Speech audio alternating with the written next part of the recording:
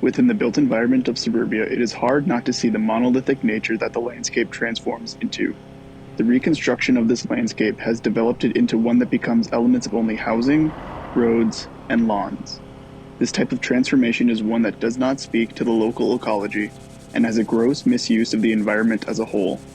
In retrofitting the morphology of this landscape, the project at hand attempts to rethink the structure of the American lawn as a design problem to fulfill a transformation back into a more natural ecology. In viewing the typical monolithic suburban lawn as a site, it is important to look back in order to understand why we normalize the treatment of the landscape this way. The main visionary for this system in the Americas was Thomas Jefferson. Seeing the treatment that rich 18th century British aristocrats used for landscaping, he was inspired by the excess and control, seeing it as something he wanted to bring into the newly found land. Beginning to manifest physically on a huge scale with the Louisiana Purchase of 1803, Jefferson saw this new acquisition as a way to implement the ideas of his perfect America, dividing the landscape into a gridded urban design system, regardless of physical attributes, and encouraging his people to fulfill their movement of Western expansion through manifest destiny, telling them they must cultivate the untamed landscape through means of redefining it, causing grass-seeded lawns becoming the typical norm for the American home. The ultimate reason as to why this is the case all comes down to care.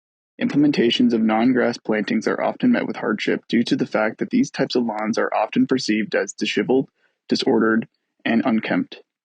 This stigma has been continually upheld through two main features that prescribe residential landscaping, those being lawn ordinances and lot size minimums. Lawn ordinances are city codes that dictate the plantings and height residential lawns may be. The majority of cities and townships within the Minneapolis metropolitan area have laws prohibiting native plantings through this. Lot size minimums dictate the amount of space a parcel must take up, with most suburban cities enforcing a minimum of 6,000 square feet per parcel, of which, due to building setbacks, roughly 60 to 75% must be a type of planting that meet within the lawn ordinance's guidelines, reinforcing residents to have a typical grass-seeded lawn. In modifying these two mandates, the landscape of these cities could revert back to a more local ecology. To test the outcome of these implementations, rather than attempting to solve it for the entire metro area, a small community on the suburban frontier will be chosen to prove the worth of the project for its ecological restoration.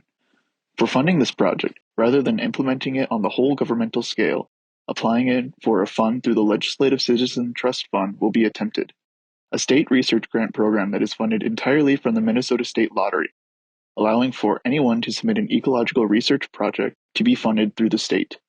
Covering a wide array of projects, this program would provide the perfect initial funding to test the new ways to care for the lawn. With using this funding to help establish a community ecology restoration committee, they can use these funds to allocate full-time lawn ecologists and a team, seeds for lawns, and even some monetary stipend to encourage residents to join the program, offering them a percentage based on the amount of their lawn that they are reconverting into native landscaping. With this initial base established, we can start to detail on how this could manifest on different scales: the individual parcel, a neighborhood, and a community, in attempting to see how these three could lead to a total redefinition of the ecology and care towards the landscape. With the new Community Land Trust program, the process begins with evaluation of the land, having a trained lawn ecologist come out to visit the lot, providing information about the process and giving recommendations as to what could be done. Once the homeowner approves of the lawn prospects, they begin to process the transformation, flagging areas of intervention, providing signage to clarify to other residents, and tarping over areas in order to kill the plantings that are already on site. After a couple of months, the land is ready to be tilled and seeded with fresh native plantings, specified by the lawn ecologist earlier. After some time, becoming a newly defined landscape that can start to reimagine the potential of the parcel.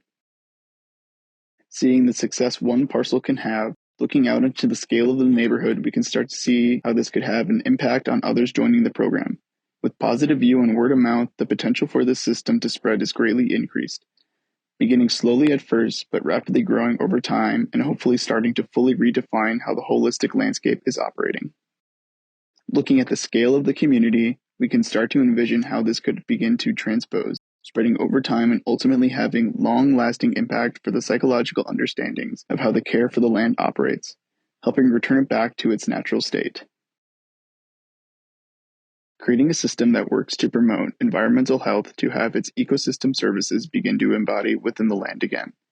Starting to see how the reevaluation of the cultural values can have a dramatic impact on what is considered a cultural norm, beginning to, again, promote it. Redefining the American lawn as one that cares for the land's ecology rather than continues to cultivate it.